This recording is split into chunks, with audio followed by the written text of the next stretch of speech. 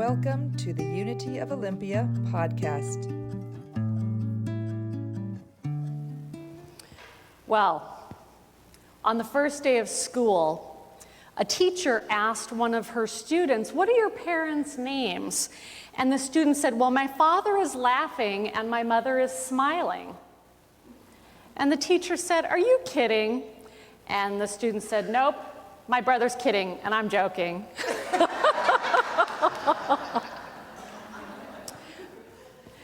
So we know that names matter. What we call ourselves matter. What other people call us matter. But most importantly, in our own minds and hearts, how we think of ourselves matters profoundly. And so today, we're doing the White Stone Ceremony, which is our chance to start again with a new name. And no matter what we've called ourselves in the past, no matter what names we've heard out in the world from others, even if we've heard names from people who loved us profoundly, we're not limited by those names. We pick. We get to choose how we're going to call ourselves. And we do this relying on the truth that we are one with the divine in each moment, regardless of where we've been, what we've done, regardless of what lies ahead. We know that we are always one with the divine. And so is everyone, not just people in a Unity church on a Sunday morning, but everyone on the planet. And because of this, we can lean into that oneness. We can discern how we want to show up here in 2025, how we want to grow beyond any limiting ideas that we've had in the past and conduct ourselves, show up in the new year. Now, before we get into this, I thought I'd do a little introduction because I know some folks here, but I know I haven't met everyone. And so my name is Audrey Pitchford. I use she, her, aya pronouns. I am a licensed Unity teacher, and I have been one for a little over 5 years. I had my 5-year anniversary in November. Wow, time flies. Kind of like Greg's story about thinking ahead of what age I will be at various years, which always seem to show up faster than I expect. So here's what it means about me that I'm a licensed Unity teacher. I started with a bunch of questions. And so I thought, well, I'll just take a bunch of classes and those will answer my questions. And I ended up with even more questions than when I started. And so here I am now. And I continue to practice. I love the idea of spiritual practice as a practice, because to me that means trying it again and again and again. And sometimes it goes great, and sometimes it crashes and burns. And I'm like, okay, well, at least I learned something, even when things didn't go the way I expect. So we might try some stuff today, and if you like it, great. And if it crashes and burns, I encourage you to try a new practice and see if that one works. Part of my process, too, is I can share what I think. I can share what Unity teaches. But I would never presume to tell you or anyone what you should think. I recognize that one of the things that's so valuable to me in Unity is that we each get to discern for ourselves, what is my truth? What do I know myself to be? Based on my understanding of my oneness with the divine and my understanding of everyone as one with the divine. What do I think? What do you think? What does your neighbor think? We all get to think it ourselves. And so there's times I will ask you questions because I am a teacher. And I already know what I think, but I want to know what you think.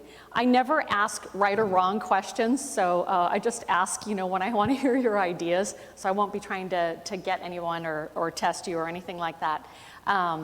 So when I get to that point, you're welcome to jump in if you have something to say. If you don't, that's totally okay too. If you're online and you want to jump on in, you're welcome to put a word into the chat or your thoughts. And I see Mary Ellen nodding there that Mary Ellen hopefully can share what those are. So thank you. Appreciate that. All right. So here we are talking about growing beyond. Thinking about preparing for this talk, I was pondering the idea of names and also nicknames.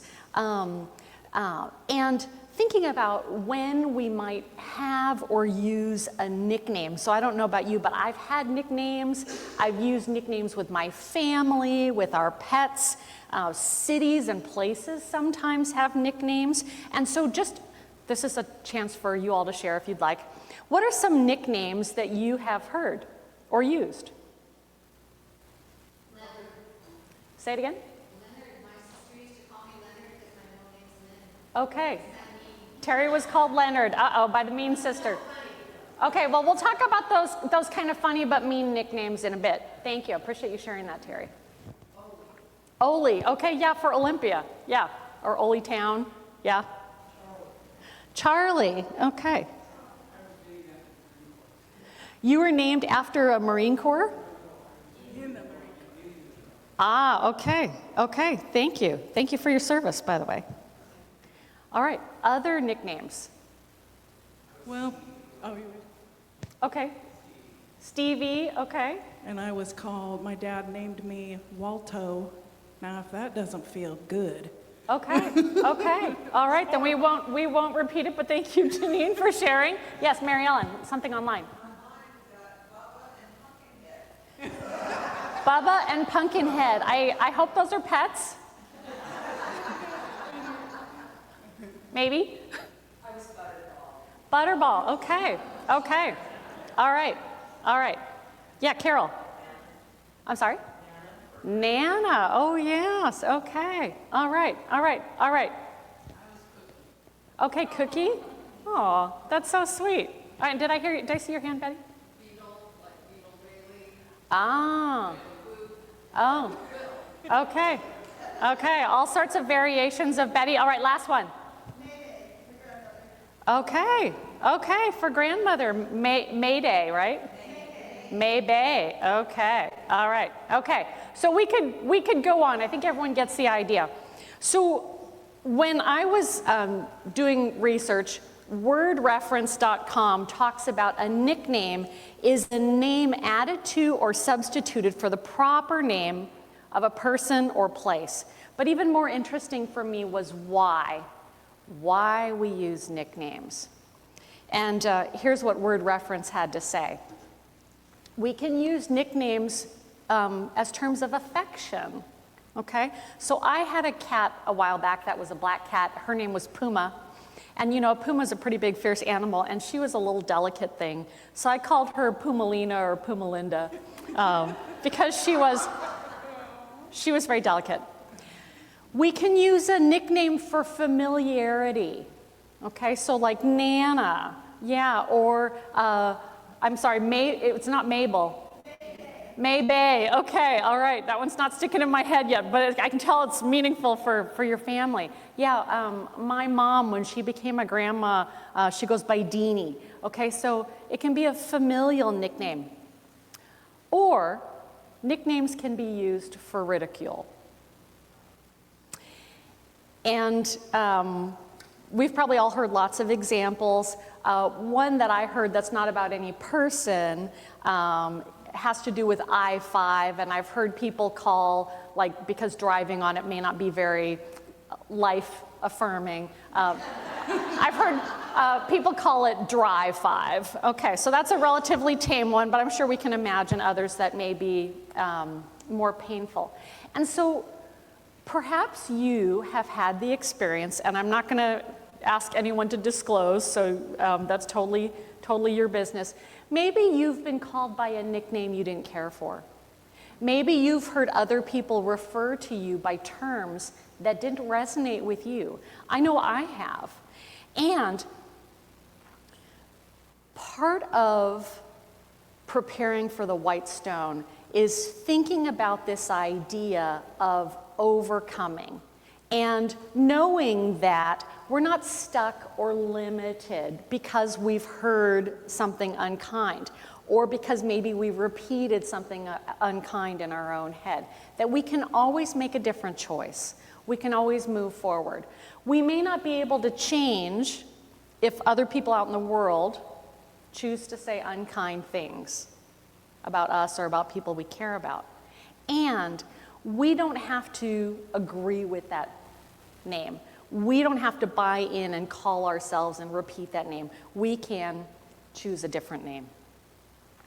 And so I'm going to tell a story about someone who was called something unkind and overcame this name. And this story, I'm going to give you a warning. It includes the B word. That's right, we're talking Bible. All right. So before we get going, I want to acknowledge that there are people in our world who use the Bible to justify power over and oppression of others and alleged superiority of themselves. And if you have been on the receiving end of this, I just want to extend my sincere condolences because I know that experience can be really painful, and I'm going to just flat out label it wrong. It's just wrong. You don't have to agree with me, but I'm just going to put a label on it and call it wrong. And in Unity, we don't use the Bible that way. So we practice something called metaphysical Bible interpretation, which I'm going to explain next. And if this is new to you, I invite us all to just open to considering metaphysical Bible interpretation. And at the end of this service, if you're like, no, that wasn't for me, that's totally okay too. So in Unity, we practice metaphysical Bible interpretation. And here's what this means. And I always like to explain this when I'm talking about the Bible because I feel like I attended Unity churches for a long time and I heard the word metaphysics a lot and I didn't really know what it meant. And it's kind of a big word. So the word metaphysical literally means beyond the physical. Beyond the physical. And in Unity, when we look at the Bible, we practice metaphysical Bible interpretation. So we are looking beyond the physical, beyond the words on the page, beyond the story as it's written for a deeper meaning. We look at names, we look at people, we look at events, and we consider them all to be symbols. So we do not consider the Bible a historical record or a book of fact. And so let me just give you an example. If something in the Bible says it took 40 days, we don't get super hung up on, was it really 40? Was it maybe 37 and a half? Could it possibly have taken 42 days? Because our teachings are that that's not the most important part of the story. The most important part of the story is it took a duration of time. And if anyone's ever done anything for 40 days, like a New Year's resolution where you've been on a diet, those 40 days can seem really long. Right. And so we look, again, for the deeper meaning. One other thing about metaphysical Bible interpretation that I think is really important to know is that it's personal. It's personal. So this means I can decide what it means for me, but I can't decide what it means for you. You get to decide what it means for you. And your neighbor gets to decide what it means for them, and your sibling gets to decide what it means for them, and your spouse gets to decide what it means for them, and we each get to decide what it means for us. Now, metaphysical Bible interpretation is rooted in this idea of oneness, that we are all expressions of the divine, that we are, everyone in this room is, everyone on the planet is. And so one other thing about metaphysical Bible interpretation, if someone comes away from the Bible with an interpretation of, oh, this means I have power over all these other people who are inferior to me, Unity says, think again. Think again. Think about oneness and take another try at that passage. All right. So there's my spiel on metaphysical Bible interpretation. I promised you a story of someone who overcame their name. So here's the story. And this is from the Message translation that Reverend Terry uses that I really like as well, which is a translation from the oldest written texts into modern American English. In the book of 1 Chronicles chapter 4, verses 9 and 10, and this is actually in the middle of one of those sequences of lists of names that says, so-and-so was the father of so-and-so, was the father of so-and-so, was the father of so-and-so, or in Old English, so-and-so begat so-and-so, begat so-and-so, begat so-and-so. And in the middle of this passage, there's this little story. And sometimes this story is called the Prayer of Jabez. And I invite us to listen and see what jumps out at us from this story. So here it goes. Jabez was a better man than his brothers, a man of honor. His mother had named him Jabez, oh, the pain, saying, a painful birth, I bore him in great pain. And the name Jabez is similar in Hebrew to the word for pain. Jabez prayed to the God of Israel, bless me, oh, bless me. Give me land, large tracts of land, and provide your personal protection. Don't let evil hurt me. And some translations say, keep me from evil, that I may not cause pain. And God gave him what he asked. Alrighty, so what jumps out at you from that passage? No right or wrong.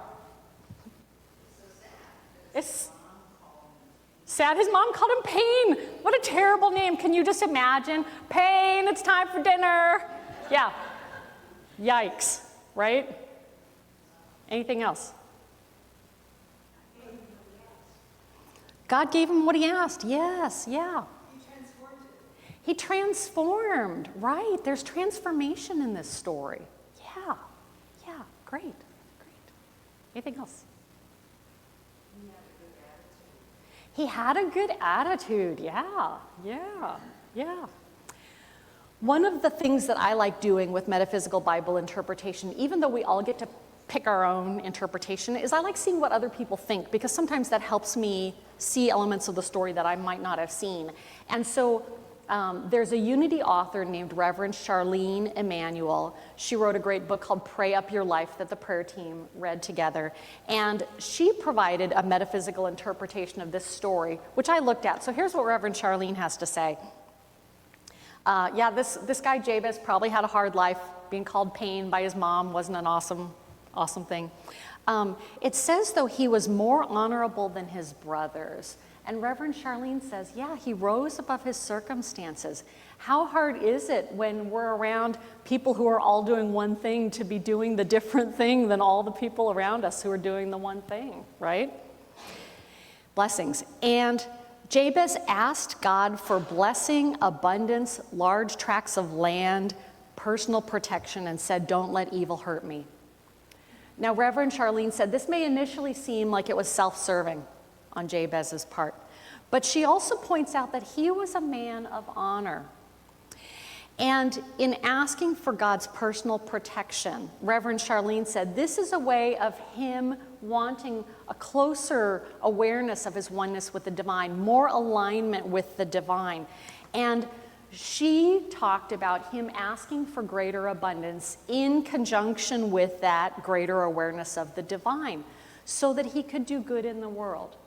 And some translations also say, keep me from evil so I may not cause pain.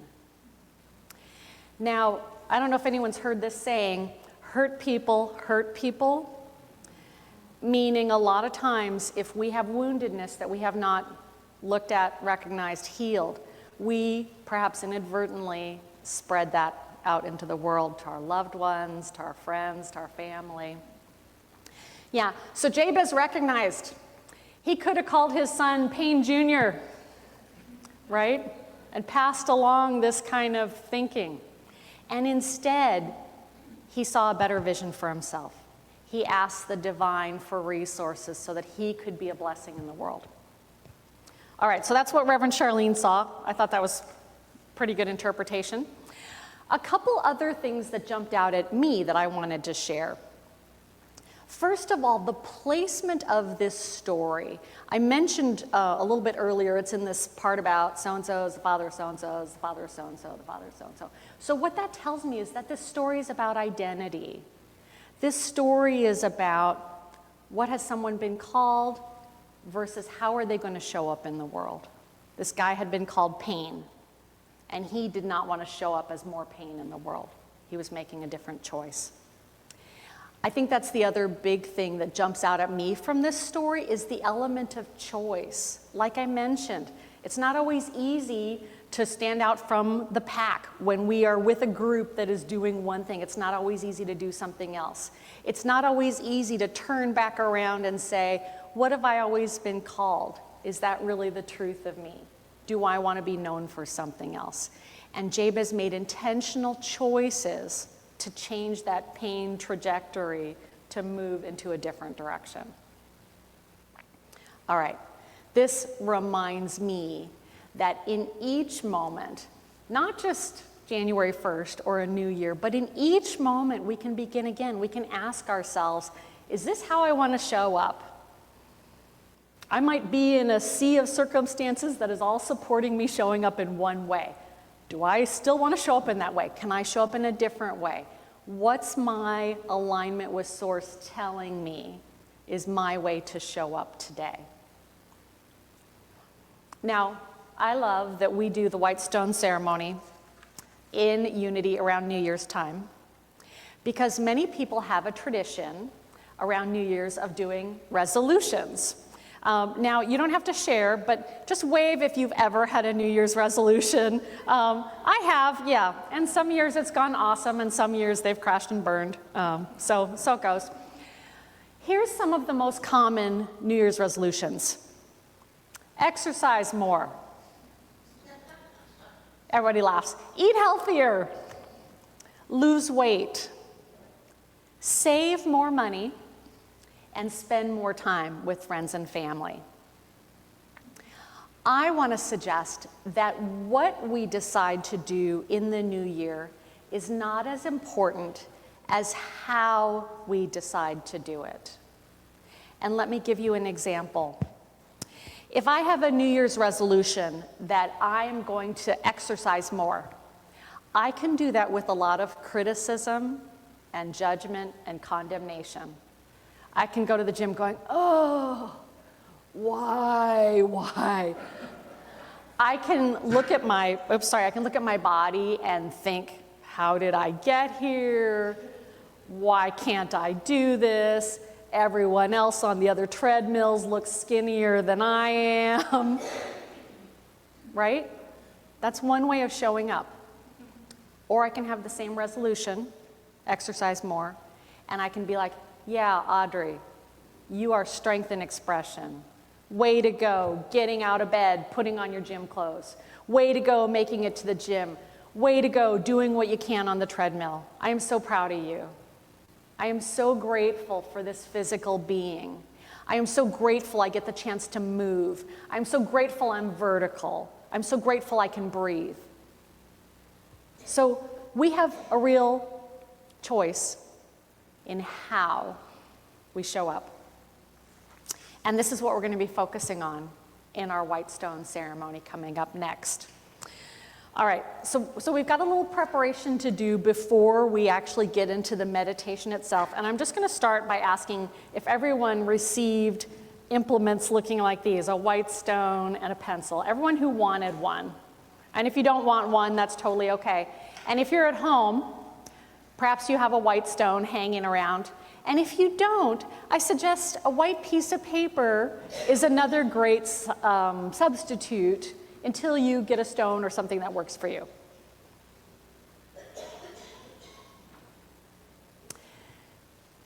And the ushers, I think, have some more stones and pencils. There's someone's waving back there in the back. Looks like Mary Ellen. Thank you. Thank you, Nancy. All right. So this meditation is going to follow another Bible passage outline from the book of Revelation, chapter 2, verse 17.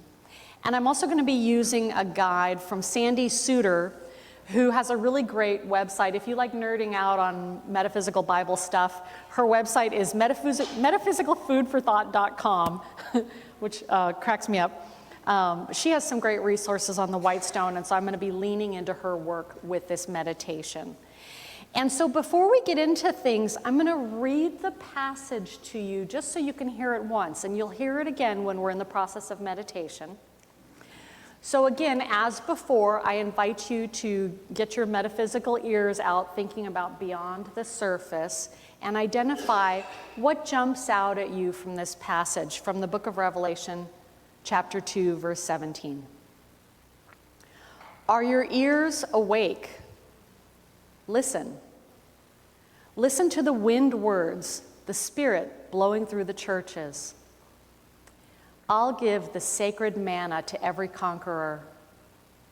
I'll also give a clear, smooth stone inscribed with your new name, your secret new name. All right, what jumped out at you? New name, yes. New year, new name. Thank you, Doretha. What else? Secret, yeah. And to me, secret means not necessarily that I can't tell people, but that it's between me and God. Yeah. And I saw another hand back here.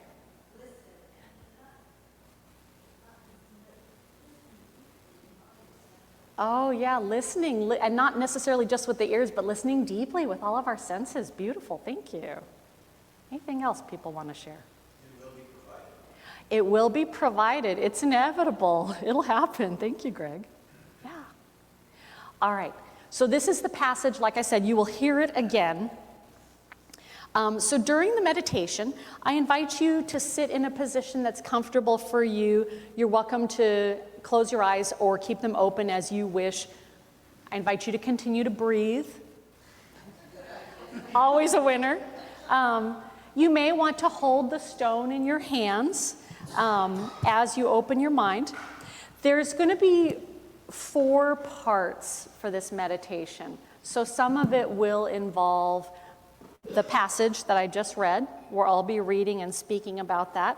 We're going to have some music from our fabulous musicians during our meditation. At the very end, we'll have a period of silence. And at any time at all, if you feel so moved, you're welcome to write whatever comes to you on your white stone. You don't have to wait for the silence, you can. You might sing along or hum along or not, as it's a fit for you.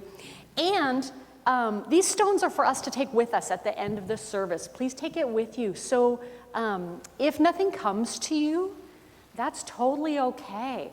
Trust that in divine perfect timing, that you will receive that guidance that is just for you. And if you write something and you're later like, oh, it should have been something else, I have learned that if you rub the words, they come off with pencil, so you can write it again. It is always something that can be made new. All right. So like I said, it's a practice. We're going to give it a try, see how it goes. And we'll start by hearing some special music. Thank you. Oh, Dennis, could we have our meditation lighting? Thank you. Thank you, Dennis. That would be nice.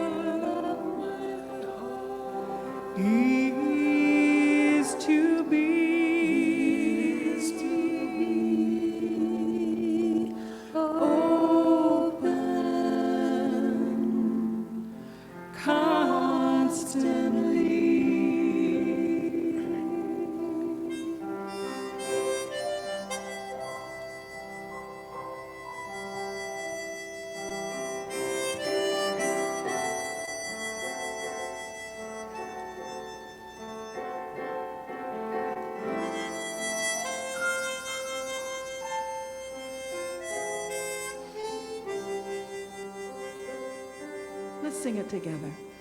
The will of my heart is just to be beautiful, open,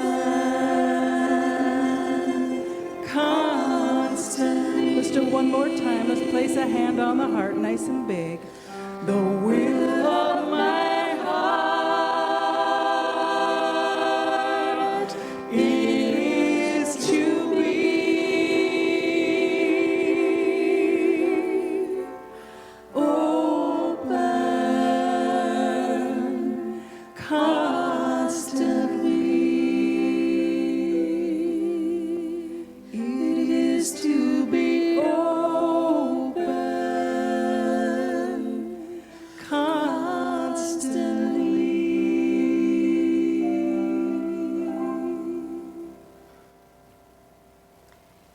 And so, from the book of Revelation, are your ears awake? Listen. Listen to the wind words, the Spirit blowing through the churches. I invite you to hear these words as the words of your own heart. Spirit is now at work. Spirit is now at work in me. Spirit is now making all things new. I am open and receptive to seeing anew. I open now.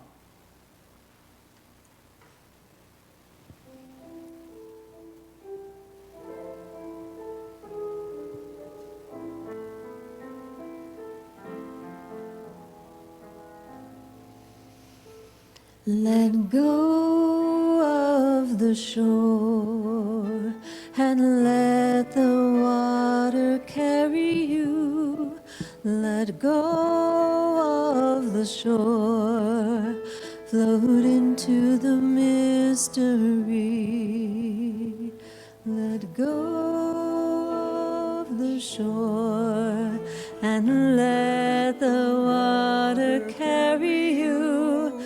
Let go of the shore, float into the mystery. You have all you need, it's all inside of you. Just close your eyes and breathe and know that you are safe. Let go of the shore and let the water carry you. Let go of the shore, float into the mystery. No need to make a plan, your heart will be your compass. Lift yourselves in faith and trust that you will arrive. Let go of the shore and let the water carry you. Let go of the shore, float into the mystery. Float into the mystery. Float into the mystery.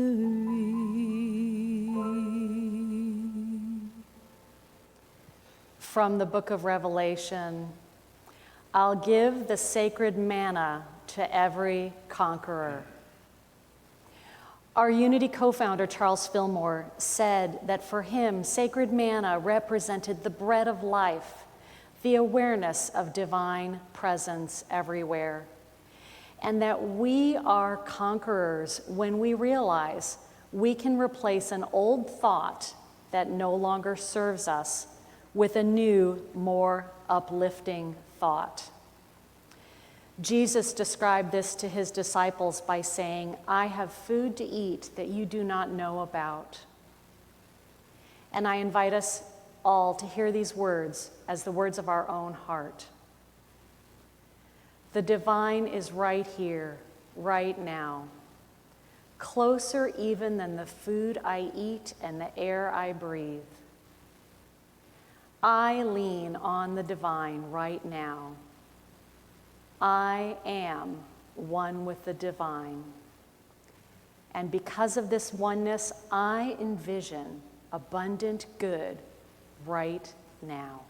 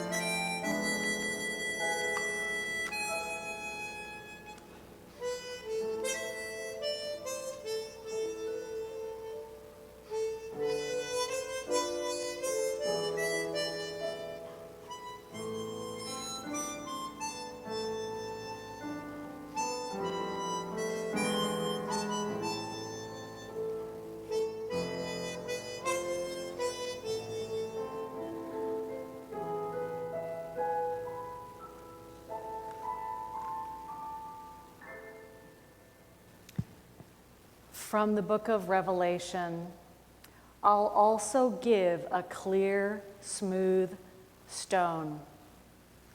Sandy Suter at metaphysicalfoodforthought.com says, in ancient times when someone served time in prison, they were given a white stone when they were released as a symbol that they had done their time and that they had been given freedom.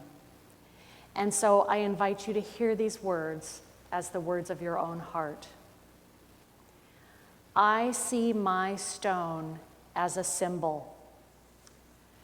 No matter what I've previously heard, no matter what I've previously called myself, no matter how I've previously thought of myself, and no matter the date on the calendar, I am always free to start again. This stone reminds me I am free. I am free right now.